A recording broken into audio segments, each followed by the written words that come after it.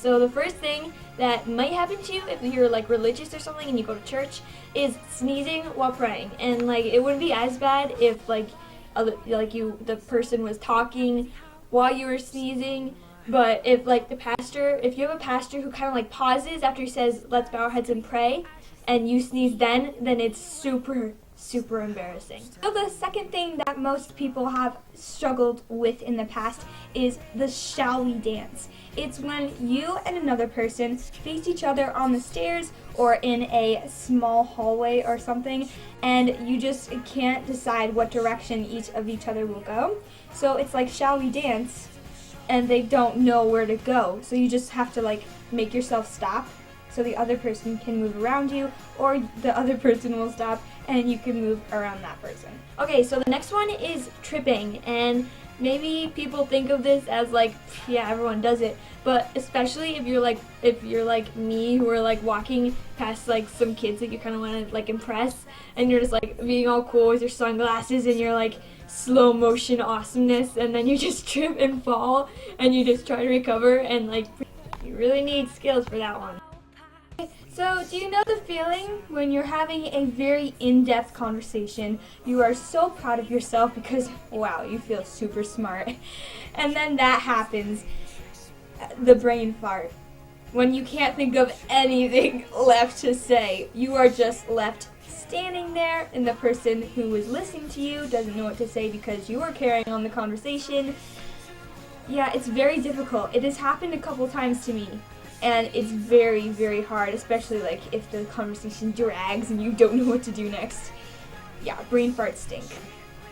So you know that feeling when you like go into a group and they've already been in a conversation? I mean, I know this feeling. They've already been in a conversation, and so you're just like standing there and you don't really know what to say, and you're kind of like, "Hi guys, what are you talking about?" And you can't get into their conversation because they're so in depth that you just stand there and you're just like, don't know what to say. It's terrible. And when you're doing a conversation with someone that you've just met, you're not really comfortable with, and you just like smile through the whole conversation, it really hurts. Like it really hurts. All the time when I'm having a conversation, I'm just smiling and I'm just smiling and I'm just smiling, and then my cheeks start to break apart and I just like, ow! But I can't not smile because if I break my smile, it looks like I'm in pain. So, personally, that's one that I really struggle with.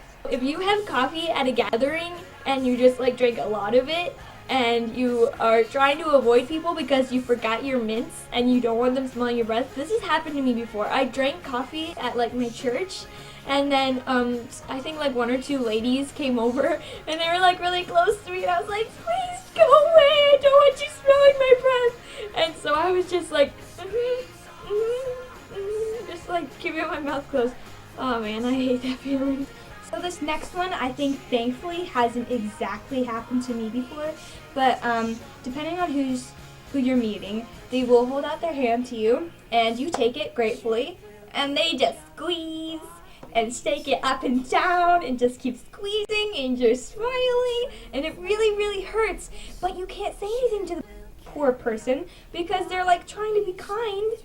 There's hands, but guys usually shake hands with like ladies or other people, and it just really. So you know that feeling when you just put on like your favorite lipstick and like it may either like get over your lips so it makes your lip look like it's super big, or you get it all over your teeth so that when you smile you're like, "Hi," and they're just like, "Oh, hi." Yeah, it's really bad.